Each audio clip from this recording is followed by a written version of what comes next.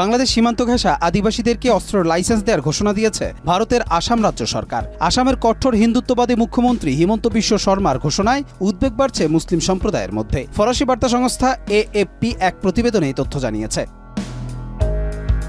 হিমন্ত বিশ্ব শর্মা আগে থেকেই সতর্ক করে আসছিলেন যে অসমীয়া ভাষাভাষী জনগণ বাংলাদেশ সীমান্ত থেকে এমনকি নিজেদের গ্রামেও হামলার হুমকির মুখোমুখি হচ্ছেন। তার এই নতুন ঘোষণার মাধ্যমে আসাম সরকার একটি ওয়েবসাইট চালু করেছে, যার মাধ্যমে আদিবাসী জনগোষ্ঠী যারা নিজেদের জীবনের জন্য হুমকি অনুভব করেন তারা অস্ত্রের লাইসেন্সের জন্য আবেদন করতে পারবেন। ভারতের অস্ত্র নিয়ন্ত্রণ আইন সাধারণত কঠোর হলেও রাজ্য জুড়ে এই উদ্যোগের তীব্র সমালোচনা করছেন বিরোধী দলীয় নেতারা। বিরোধী দল কংগ্রেসের আইন প্রণেতা গৌরব গৈগী এক্সে দেয়া এক পোস্টে বলেছেন, এই পদক্ষেপ গ্যাং সহিংসতা ও ব্যক্তিগত প্রতিশোধমূলক অপরাধ বাড়াবে। কালার এক্সপার্ট, জর্জ স্যাপ এবং মাইল্ড অন হ্যান্ডস টেকনোলজি সমৃদ্ধ অরিক্স ক্রিস্টাল ওয়াশ আপনার লন। তিনি এটিকে আইনহীনতার দিকে এক বিপজ্জনক পশ্চাৎগামী পদক্ষেপ হিসেবে অভিহিত করেছেন।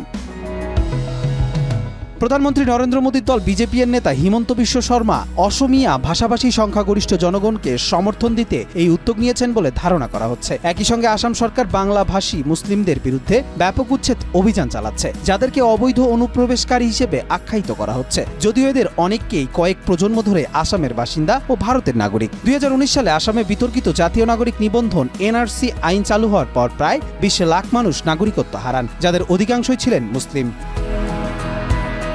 কবির চৌধুরী, মাই টিভি।